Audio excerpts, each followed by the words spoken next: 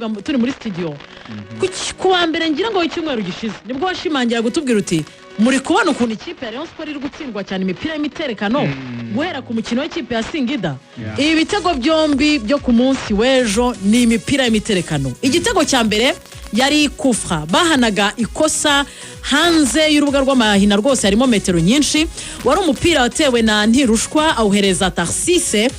Abakinnyi b'ikipe ya Rayon Sport bari bazi ko agiye kuwutera direct awushyira ku mitwe muri surface ariko Ntirushwa agira ubwenge bwo kubona ko na Tarsise nta muntu umufashe ndetse ari hanze ya surface amuhaye uwo mupira arawutera awuteye muri surface mu gihe Yusu Diagne wasaga n'ukingirije gato umuzamu arawuhunga ziko umuzamu mugisha agiye ku boxa ashatse kuwufata n'ikiganza uhita winjira mu izamu. Igitego cya mbere cy'ikipe ya AS Kigali kiraboneka. Igitego cya kabiri yari corner wari uvuye muri corner umupira muri kona umupira rutewe mu rubuga rw'amahina uca hagati y'amaguru ya Yusu. Icyo gihe umuzamu nawe yabaye nk'udigadiga arasohoka kuko bari bateye muri surface mu rubuga rw'amahina asa n'ugiye kuwufata asubiyeyo wa mupira waciye hagati y'amaguru ujya muri deuxième poteau.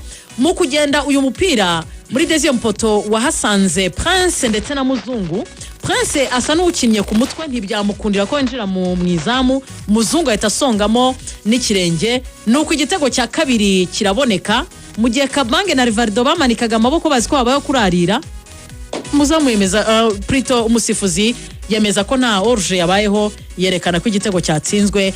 Bibiri AS Kigali Rayon Sport itakaza umukino wa kabiri ibitego 5 amanota 6 abaragiye ku munsi wa 8 wa championnat Rugaju. Abantu bashaka kwibaza ibibazo byinshi kuri Rayon Sport yagize umwaka mubi cyane.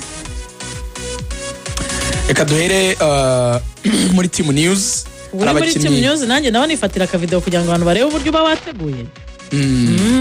Ntibisanzwe ibi ntibya peri ese biraza kuza nyuma ni namusanze cyane byakire ntacyo ese ujya urazimereza kariza dushyira imbere yawe bigaragara kari ibyawe Ivera kunda byacitse pro nizawe nuko so reka tujye muri Rayon Sport. Team News kintu abantu bamenya cyambere twabonye ikipe ya Rayon Sport idafite umuzamu Pavel Nzila. Yego Pavel Nzila ubundi umutoza yari yafashe icyemezo cyuko ari bumukure mu izamu kuko yari yakoranye n'abandi kampu biteguriye match.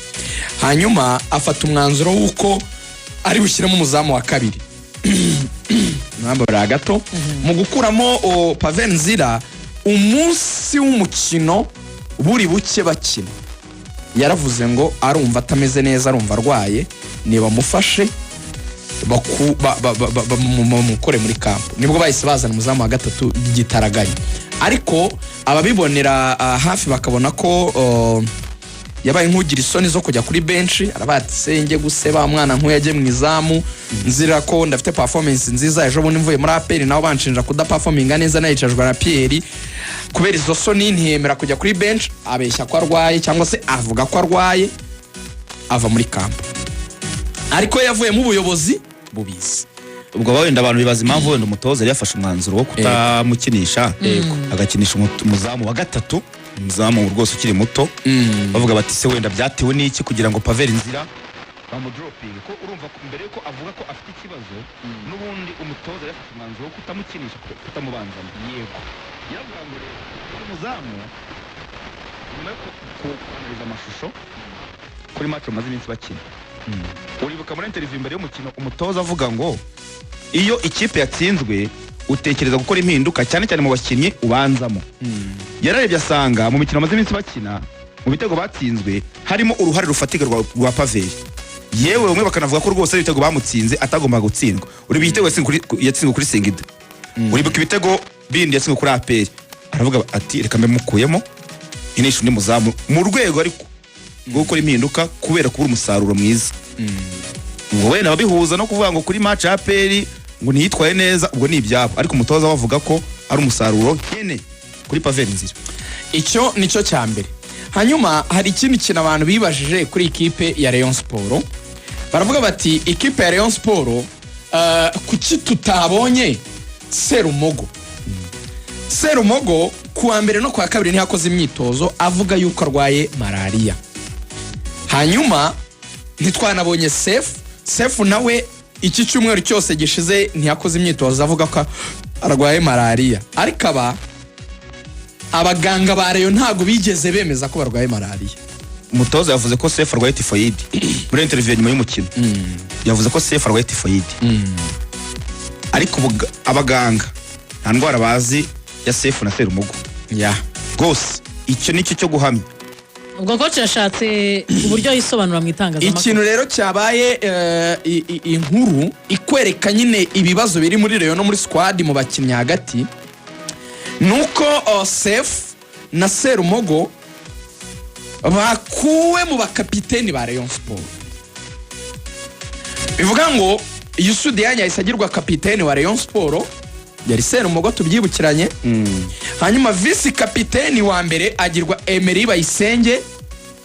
Hanyuma vice kapiteni wa kabiri agirwa umusore yitwa Kabange.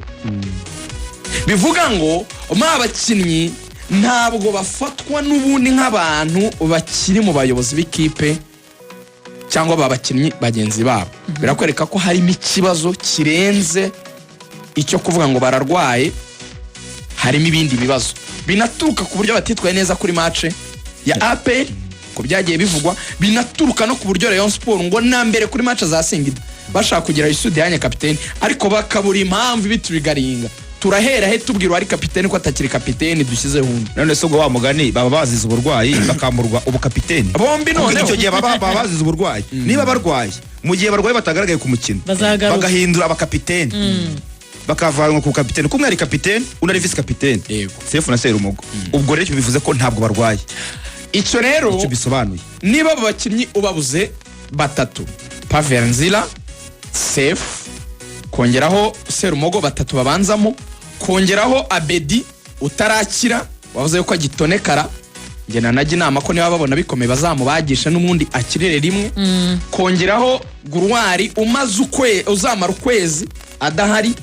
Ubwo n'abakinnyi batanu babanzamo muri Rayon Sport twari dusanzwe tumenyereye batari bari kuri fedo match cyangwa batigeze bagaragara muri match.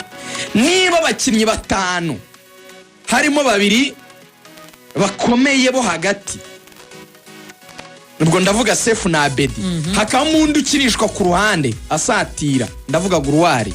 Biravuga yuko ubusatirizi bwawe budafite ba rutayizamu babiri bawe nyine bataraboneka, Asmani waje amasimbuye iminota ya nyuma na Fornganye. Ubusatirizi bwawe buzemo abo bakinnyi byibura batatu bari muri zone z'imbere na babiri b'inyuma. Ubwo ndavuga umudefenseri n'umuzamu.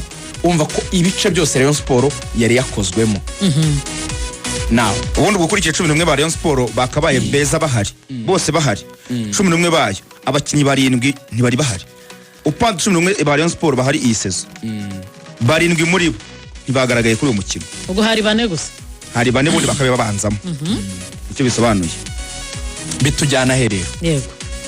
Bitujyana ahantu havuga ngo Rayon isanzwe ifite abakinnyi benshi badakomeye, abo mu cyongereza bita fringe players, abakinnyi ubu ufite ari ku izindi kipe zitakwifuza gutunga. Squad yoroshye isanzwe iri muri Rayon ituzuye,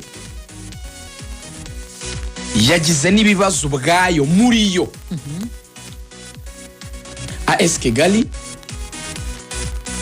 ya profisi icyo cyuho irabatsinda, ibatsinda n'ubundi uko Rayon Sport isanzwe itsindwa surtout ku mipira y'ibijyanye n'imiterekano. Squad inyivuyeho ninje noneho mu kuvuga ngo bararushwa qualité, ariko se niba barushwa qualité barushwa abakinnyi beza ku bibazo tumaze kubona bihari bitumye bataboneka. Ese ikibazo nge nafashe video kuri Instagram